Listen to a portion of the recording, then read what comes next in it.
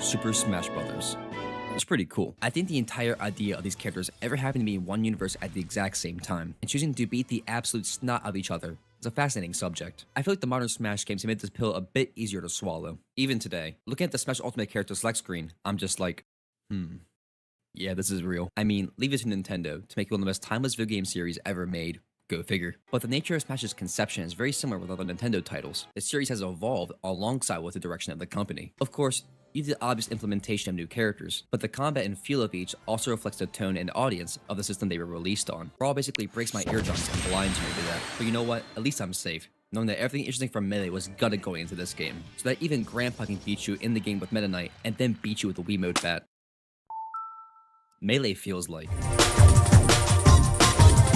Smash 4 and Ultimate feel like they try to tone down Melees and implement Brawl's game feel and overall flow. They are far more balanced to play at all skill levels, which I mean is quite impressive on the developer's behalf. Each game builds off the previous one, keeping what worked well and removing most of the bad. Older mechanics are often brought back, like Ultimate bringing back the directional air dodge from Melee, which isn't as powerful in this game's engine, but I'm still gonna wave on platforms for style points. Modern Smash cultivates this enormous energy in the gaming ecosystem, not just for Nintendo. Waiting to see which gaming icon will be added next is an exciting feeling, just for it to be another Fire Emblem character.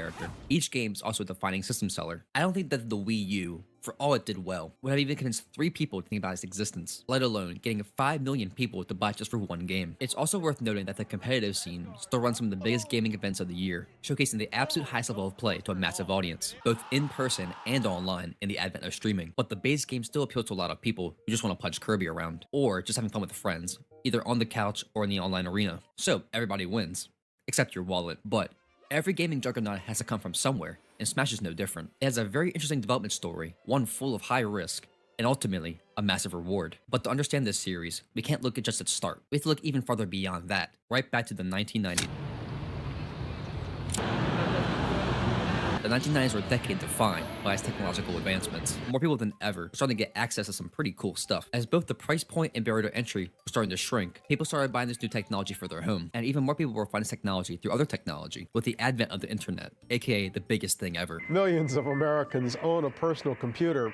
If you're one of them, you can now glimpse the future with nothing more than a modem, a phone line, and a few dollars a month. People were discovering new topics and discussing it with other people all over the globe. Finding out what was happening across the world became far more instantaneous. So to combat this, the news and entertainment industry became far more prevalent throughout the whole day, invading more and more of your attention and amassing a wide audience through several means, usually by covering one niche problem and then glamorizing it. And nothing, and I truly mean nothing, was more of a threat to the public than the video game, according to the news. Parents are often the first to ask, could this lead to this? A digital and fictional reality that allows for people to participate with their own thoughts and interactions, letting people do things they would never be able to do in reality, like eat fruits and pellets. It was becoming more like traditional media, showcasing their reality outside of your own consciousness, but the viewer is still immersing themselves within it and having the ability to influence the world around them through the character within that reality. By the late 90s, game consoles were getting even more powerful, nearly on the level of hardware of the arcade cabinets. So creating a more immersive world was becoming more and more of a possibility due to these jumps in technological power. The PS1 could produce some mind-boggling effects, like these skeletons showcased. And with the improving graphical capabilities of the hardware, narrative-based games could take even more advantage of immersing the player. But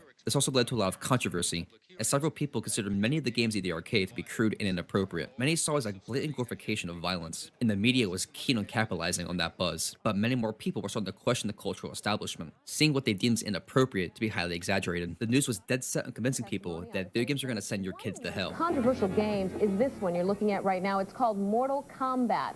It's a game by Sega. They went even further to cement this idea into the brains of parents, because the main market for video games were kids. And if there's one thing we all know, kids just love doing the opposite of whatever you told them to do. Of course, parents are going to see this dude rip another guy's spine out and be like, yeah, this doesn't seem right. So instead of questioning how the kid got access to these games in the first place, and how the responsibility of the parents should impose limitations and what themes should be appropriate for their own child, or even the thought that a child is knowledgeable enough to understand that this is all fake, they opted for a different solution and chose to go federal. About 2 months ago, I saw the video game Night Trap for the first time. It is a sick, disgusting video game, in my judgment. It's an effort to trap and kill women. No, unacceptable. However, one company tried to market itself against this new intake of mature content, and that company was Sterlight. Wait, I mean Nintendo. Nintendo was keen on maintaining its public perception as the video game platform for family-friendly fun. The company that basically resurrected the entire home video game industry would dominate through the 80s, but they would soon meet their biggest competition yet when entering the 90s. The N64 just didn't connect very well with a lot of outside developers, and it would barely delve into rated M or T content. So when Sony made its impact with the PS1, being the heavy hitter console with more games and hardware capabilities, especially ones with more, well, adult themes and imagery, it was easy to push Nintendo to the side in favor of this new bold console. Developers outside the console manufacturer would see 3 options to release a brand new video game on. One was the Sega Saturn, and then there was the PlayStation and the N64. One of them offered a brand new release method in the form of discs, which could hold far more data and could also allow for in-game FMV cutscenes, and were all around just easier to manufacture and work with. This console also just happened to be a CD music player, and it was already getting massive sales, just in part to that feature alone. So, what does their competitor offer? I'm out. While Nintendo would release some of the greatest works of the generation, which would make the N64 worth it just by Nintendo's output alone, at the end of the day, it just didn't matter. Sony was better at marketing itself, which led to higher public perception, which then led to more PS1s being in the home, aka making a lot of money. Sony was allowing more adult-focused content on their platform, and Nintendo was still trying to release content aimed at a more childlike audience. And when people already assumed that video games were already quite childish in nature, being seen playing this was a public emergency. Nintendo's library of games never really strayed away from their core values, but while Sony was focusing on bringing games to reality, Nintendo further delved into fantasy, and not the final one. So, what's the point of me saying all this? Well, what I'm trying to do here is paint a picture in your mind of how both Nintendo and overall general video games were perceived back then. So, when I see that Nintendo published a game featuring some of the most iconic cast of characters beating the shit out of each other, the very first question should be how this was approved at all. Speaking of violence, let's talk about fighters for a bit. These are games where you can safely beat up other people, which while taboo in most contexts, is quite interesting to watch in the form of sport, which already lended itself to the newest gaming trend, making the virtual world ever more real. Fighting games also push the hardware in ways that other games could even dream of. One of the biggest developments were digitized sprites in games like Mortal Kombat, which use real actors to portray the characters in animation, opposed to being hand-drawn sprites. Having realistic visuals also add to the realism factor. That's a given. Fighting games also revolutionized simultaneous multiplayer. Before this, most games reserve multiplayer for asynchronous or collaborative gameplay, which allows for teamwork or taking turns off a loss. Games like Street Fighter said, and completely changed it to be player 1 versus player 2 action. This level of competition was vastly different from other arcade games, which primarily use high scores to see who actually won the game. Now it's overtly clear who just got their ass whooped. Fighting games were at the forefront of both gaming technology and laying the groundwork of the entire multiplayer genre. I mean, you had Pong, which did have simultaneous multiplayer and an overboard scoring system, but come on.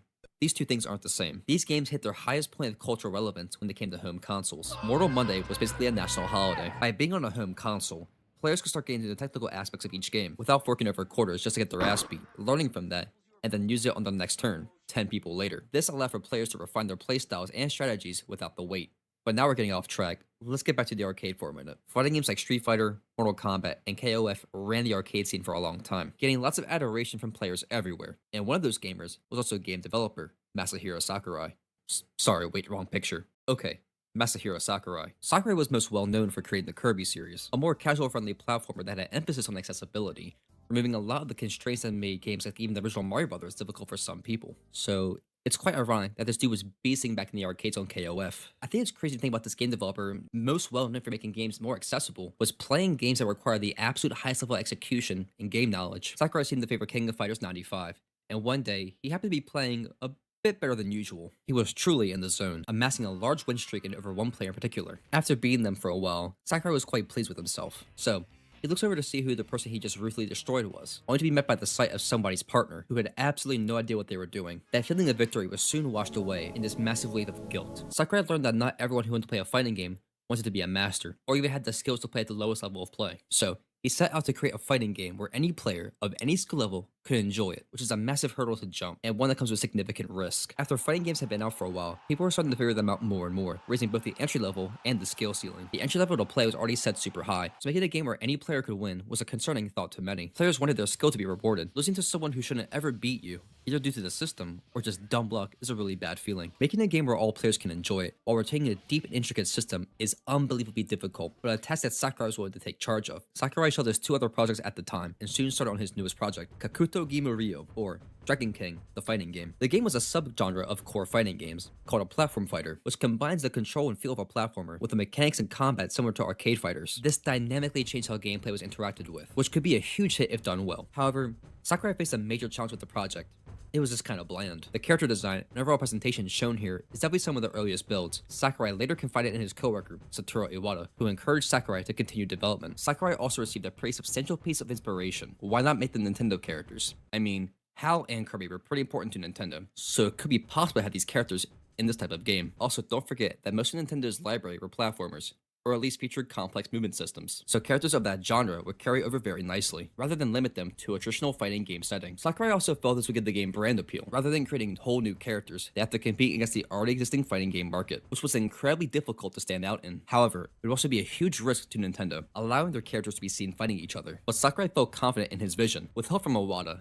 and getting the game into a quote-unquote balanced state. They presented the build of the game, without Nintendo's prior knowledge of course. The game featured Mario, Donkey Kong, Samus, and Fox McCloud fighting in an arena. And despite this entire idea being a huge risk, Nintendo approved the build and allowed for further development to continue. And so, Super Smash Bros. Was finally greenlit. The game was released in 1999 in all regions, with only a few months between the Japanese and US releases, and a bit longer for the PAL release. However, before it was released, it got a negative reception from the marketing team and fighting game players post-launch. May didn't see the vision of Nintendo characters beating each other up. For everyone else, it did pretty good. Overall, Smash 64 was a huge financial and commercial hit, selling over 5.5 million copies, being the third best-selling N64 game in Japan, and number 5 worldwide. Casual gamers loved the roster of the game, plus the added chaos of uniquely scaled arenas and explosive items. And I mean that literally. Players also enjoyed that 4 people could play at the exact same time, not being limited to only 1v1 matches. And those who enjoyed the game enough to compete in high-level matches found a deep and complex system, despite its cartoonish exterior. So, that begs the question, what is Smash all about? Super Smash Bros., or just Smash 64 for simplicity's sake, is a platform fighter featuring some of Nintendo's all-star cast of characters. The game features up to 4 players duking it out, with additions like items and stage hazards. The game allows for chaotic what-if battles that everyone can enjoy. And no, I did not copy that from Wikipedia. The game operates with a percentage that goes up, rather than a health bar that drains down. The only way to get eliminated is to hit one of the 4 outer blast zones. Having a higher percent means you'll take more knockback, so players are encouraged to engage with their opponent, knock them off the screen. This completely changes how matches play out, with an emphasis on dynamic and spontaneous combat, both on ground and in the air. Sakurai comments that he wanted players to test their speed and timing, rather than learning sequential patterns. Lots of fighting games have situations where if you get into about 2 to 3 sequences, you'll probably lose the round. Smash alters this, as combat can take multiple back and forths, and players can still find ways to play around their opponent, even at deadly percents. The controls are also quite different, as the amount of attacks you can perform are quite limited. Unlike many other games of its genre, most fighting games operate on a 2D perspective, often featuring controls that correspond to limbs and the power of the attack. Smash completely changes this, only allowing the A and B buttons to perform attacks, with variations depending on the direction and force of the stick. So instead of terms like heavy punch or light kick, we now have terms like tilts, smash attacks, and specials. This also removes complicated stick movements, also referred to as motion inputs, which traditionally allow for more effective and specialized moves, at the cost of being harder to input than normals. So while Ryu has to perform a quarter circle forward punch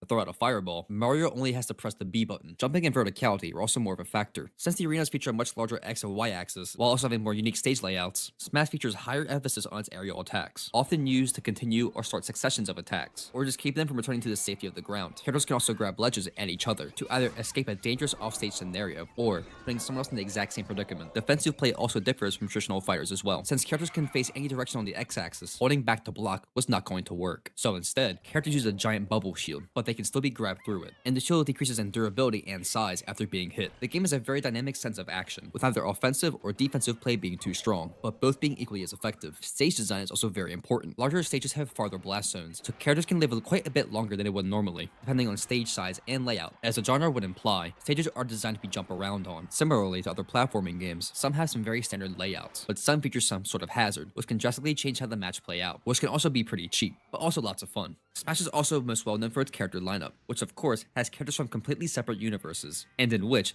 often boast completely different types of narrative and aesthetic. To combat this, Smash 64 presents itself as an imaginary scenario, or one of comic-esque nature. The characters in the intro are depicted as toys, and the hand is supposed to represent a child who is playing with them, making them fight each other, which I think is both hilarious and pretty cool at the same time. Since the scenario is quite whimsical in nature, it's similar to a kid playing with action figures of different characters. Characters all look pretty uniform in design, and the scale isn't too bad either, with only a few being altered to keep a cohesive sense of size. 64's sense of style is very limited in comparison to later games, which take themselves far more seriously, but 64 keeps it nice and simple, and doesn't delve too much into the grandeur of its concept. This gives the game a smooth and simplistic design. The menus aren't too complicated either. The little icons do a very good job of illustrating what happens in each mode, and the game mode settings are both simple to understand and change. It doesn't have a lot, but it does not disrupt the core experience. 64 also features a quite good soundtrack, with most of the featured tracks being the stage music. These songs are reorchestrations of some of the more iconic tracks from each of the main 8 series. The 64 OST itself is both heavy and impactful, but not overwhelming, and there are some more groovy and calmer tracks sprinkled in,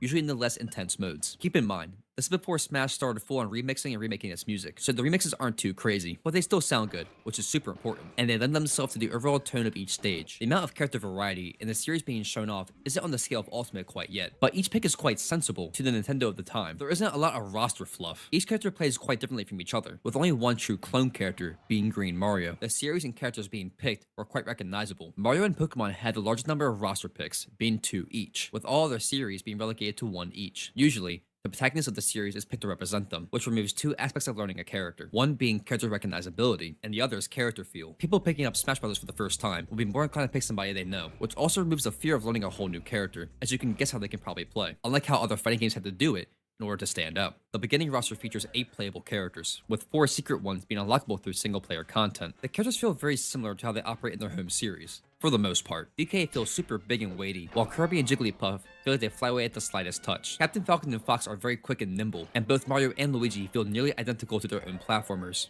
However, lots of the moves in the game just feel made up, and for the most part, they were. Lots of the move lists are just generic punches and kicks. Moves that have more direct references are typically reserved to special attacks. Characters like DK use the concept of he's got big hands, so he punches hard kind of mentality. I mean, which he does, yeah, but it's still not very creative. Overall though, 64 makes its roster feel as genuine as it possibly could have, with the material it had to work with at the time. The series aren't only represented in character form, as each of the main 8 series have their own unique stage, which aim to translate the environment and style of each game. And honestly, they did a pretty good job. Most of the stages here are pretty fun to play on, with only very minor exceptions. The aesthetic of each also reflect the tones of each franchise and their location. The levels and areas they have picked from have maintained significant relevance to both each game they have came from, and the series in general. The hazards range from minor inconvenience to fucking bullshit, but they're still fun to play on, and add to that chaos factor that Smash is well known for. If you want to have any semblance of a serious battle though, Dreamland is your only option. Stages are just plagued with hazards that completely throw off the pace of the match. Large-scale blast zones, walls, walk-offs, or just looking weird can remove the integrity of a match. However, within the game, there are perfectly legal stages. The only problem is that they're left behind single-player content, which is a damn shame, because a man can only listen to Gourmet Race for only so long. And speaking of which, let's discuss the least interesting part of Smash in my opinion. It's single-player content. 64 single-player ranges from pretty solid to a quick oh cool, to which I never opened again. The biggest piece of single-player content is this game's classic mode, which is called One Player Game. This mode involves an onslaught of challenges for the player, which can be changed in both difficulty and life count. There are some intermissions to break up the combat portions, which include separate game modes. Break the targets and board the platforms are character-specific stages that challenge the player to use their unique tools to complete the objective. The way they challenge you is quite cool, and it lends itself to be mastered to achieve faster times. Race to the Finish is a generic platforming challenge, and by challenge, I mean a time killer. You run down these hallways with some very minor obstacles, and that's it. It's by far the least enjoyable of the 3. My personal favorite is Board the Platforms, because it has the player complete platform challenges that have them utilize each character's kit to best traverse the stage. I think this mode best showcases the possibilities of the platform fighter genre. The other challenges in the single player include a fight against Metal Mario and the Fighting Polygon team. Metal Mario has a completely unique stage and requires a heavy beatdown to launch him off stage, because he basically takes no knockback. The Polygon team isn't too hard. It's just the base characters in a very basic polygonal form that fly away at Mach 10 with the smallest touch. But be careful, they can pull some Looney Tunes type shit. And the final boss character is a giant sentient glove. This is supposedly the same hand from the intro, which now infers that the kid is now fighting his Nintendo toys. And speaking of which, how did this kid even get a Captain Falcon, or hell, even a NES toy? His method of attacking you all involve him using his body, using very special abilities to whack the player around. He's also the only character in the game that actually lowers his percent the more you hit him. So, hey, that's unique, I guess. The other reason to play the single player is to unlock new content, which of course include the 4 secret characters, as well as a new stage, that I didn't really care for. The data mode is a quick character showcase, which is a very early iteration of what would inspire the trophy gallery of Melee onward. Each gives a quick description and what games the characters have appeared in. Most of the information is pretty in-depth enough, but why does Mario have 2 kart games listed as appearances? Why not use Mario 64? Pikachu gets it even worse. His bio is just a copy and paste from his Pokedex info, but Jigglypuff gets a full paragraph. What's the bias here? So there isn't a lot of single-player content in this game. That's readily apparent. But what it lacks in quantity, the quality is just as okay. Okay, let's talk about the actual game now.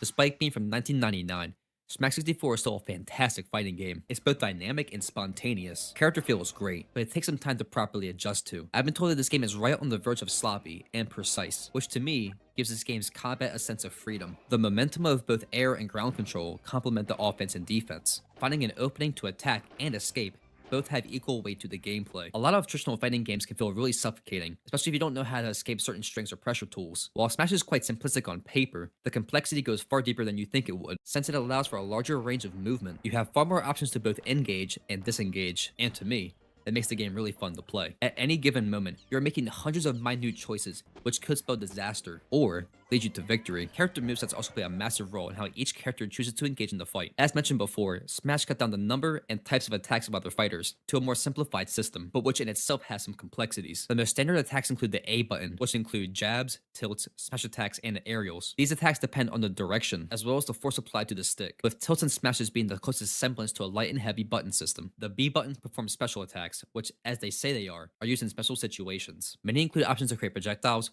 perform specialized attacks, and a system returning to the stage, so having good specials can truly make or break a character. The L and R buttons are the shield, which help the player defend themselves, but not from grabs, which go right through. Shields can also break if they are attacked enough, which basically equals the loss of a stock, since the opponent gets a fully guaranteed attack. While you're shielding, you can also roll to the left or right, which seems good at first, but rolls are super slow and very linear, so reacting to it is very easy. Grabs, however, are lightning fast and recover just as quickly, so throwing these around is a legitimate strategy, posing basically no risk. So while the system lacks some modern enhancements, such as the side special and air dodges, its simplicity lends itself to ease of execution and gives more people the chance to do something very cool, or something very intelligent and using their game sense, showing off their skill, which all players, regardless of skill, can perform and showcase. Hit stun is a mechanic in which the player cannot act for a certain period of time, usually after being hit. Hence the name. Most Smash games have very similar hit stun, just long enough to chain attacks together, but not too long, so the character isn't trapped in eternal suffering. 64 said, "No, fuck that! I don't think y'all got me fucked up!" and implemented an extremely long hit stun period, so much so that combos that don't look true most definitely are. You can pull off some absolutely heinous combos in this game, and since low damage attacks like tilts have some ridiculous range, lower knockback than smash attacks, and they start combos, one bad moment could literally get you KO'd. 64 play at a competitive level uses the highest stock counts in the entire series. This is because matches would be far too quick played with either 2 or 3. Because again, One bad hit could be the make or break moment for the rest of the stock, so despite the larger number of stocks, it further divides the advantage from the disadvantaged state, creating this intense neutral play, being truly spontaneous. Getting back to this stage after getting combo for about half an hour is very unforgiving, which is readily apparent, and ledge play is absolutely no different. Most characters in this game have a quite decent recovery, helping in most scenarios, without being too strong, allowing for some pretty interesting edge guarding. The other 2 types are far more extreme, with one being total bullshit, and the other just being plain shit. If any of these goofballs get hit off stage, good luck even thinking of coming back. These recoveries are just pitiful. Like, look how far Samus goes. On the other hand, Kirby and Pikachu have some of the most get out of jail free card moves in this entire game, which also applies to their recoveries. They get back to stage nearly every time, with no risk. Edge guarding is also unbelievably easy, as most moves, again, combo. Any move that hits downwards or spikes you is basically guaranteed to kill every time. Most of these spikes are near instant moves with huge hitboxes that last quite a while, with Kirby easily having the best one in the whole game. Picking a character to play is a largely non-existent problem. Of course, there are characters who are very strong and run the meta, but every character can compete. We don't have any truly bad characters, just ones with larger weaknesses. Luigi is not a great character by most metrics, but he can do some truly nasty stuff, despite his low placement. Kirby is a complete carry. He has some of the best tools in the entire game in every single category. Many characters are just broken, but they're all equally broken to some degree, so picking a bottom tier character isn't that bad. But if you really just have to win, pick either of these 2. As I showcased earlier, basically every stage besides Dreamland is busted, but when you're just playing friendlies, oh my god, it's so much fun. It makes the game far more wacky, but the fun kind of wacky. It's complicated enough for some amazing technical showcases, but you can also get bodied for absolutely no reason at all, and it's still fun. While I'm not the best 64 player out there, I can still go crazy on this game. The items in this game are just pure fun, and I absolutely just love the throwable items. I swear that the bombs will just spawn whenever I'm doing well, because I'll just die for nothing. But the overall impact that items had on my matches were quite low, but they added more than they took away. 1v1s are super intense, as again, control of the match is solely based upon getting one good juggle and then getting them off stage as soon as possible, but they are incredibly fun, both to watch and play for yourself. I find that 1v1s in 64 are some of the most expressive and complicated games of Smash I've ever experienced. It's so risky to engage with your opponent, but it's also very rewarding at the same time. And getting into the game more and more, I think that 64 may rank much higher than I had thought before, in terms of its gameplay, in relation to the rest of the franchise. I think it emphasizes the parts of Smash I like the most. Fun movement, aerial combos, edge guarding, and extreme offense and defense. 64 has all of this, and it did it all in just the first game. Teams of 2 and 4-player free-for-all is where this game shines, because you get some help from all the nonsense. And free-for-all is so much nonsense that it's hard not to enjoy it. Landing large-scale combos with people you're supposed to be fighting just to fuck someone else over. It's just pure evil. But that's the magic of Smash in a casual setting. You'll just get some random out of left field bullshit happen to you. And instead of writing to Sakurai how he should patch out the home run bat, you'll just be like... It's a very similar feeling to when you play Mario Kart, which guess what, is also on the N64, and it's really good. And also has Luigi. Coincidence? Maybe. I think all the rule sets are equally as fun as each other, and recording these games was some of the most fun I've had in a while, even more than playing Ultimate.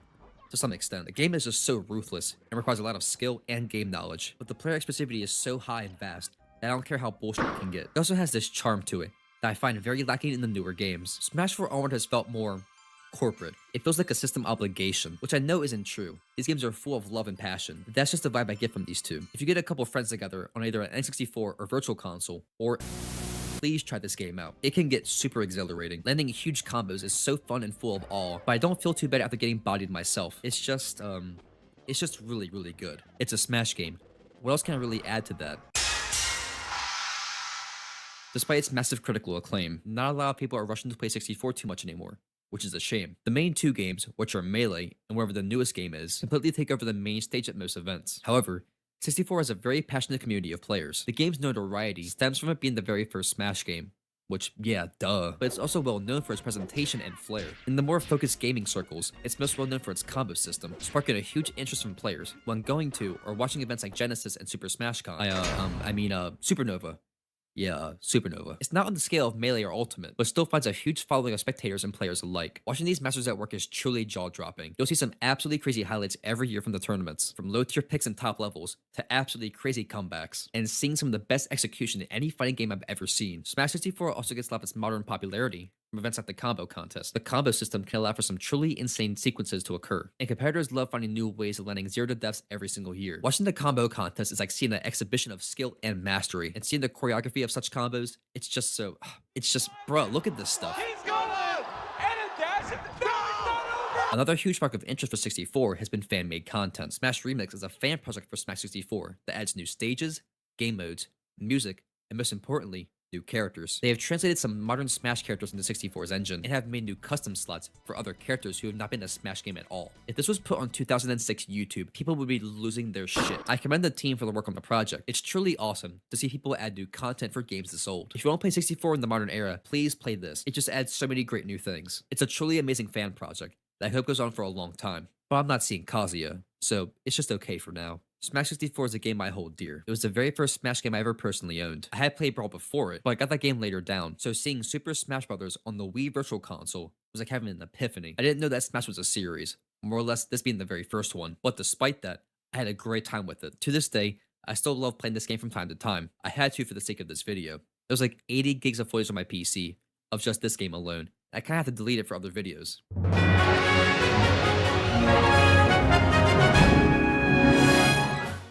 The game still holds up as a fantastic multiplayer experience, even with its subpar single-player content. Playing with a group of friends, or just randoms, is still so much fun. Even with games like Melee and Ultimate, 64 is still worth a play from time to time. It doesn't have the most characters, or some modern embellishments, but the gameplay is so much fun that those losses don't hurt too much. The simplicity in both presentation and gameplay truly create a unique experience, and its legacy of starting a franchise of this scale with such a whimsical idea. Smash 64 is a celebration of Nintendo and the evolution of gaming. What was once made to bring people of all skill levels together has become something far more than that. It channels the creativity and naivety of a childhood fantasy, while allowing for some of the highest levels of player expression in any game ever conceived. With mechanics befitting it with a platformer and a fighter, alongside party game elements, it creates a truly unique gameplay experience that any gamer or just person playing video games can find themselves engrossed into.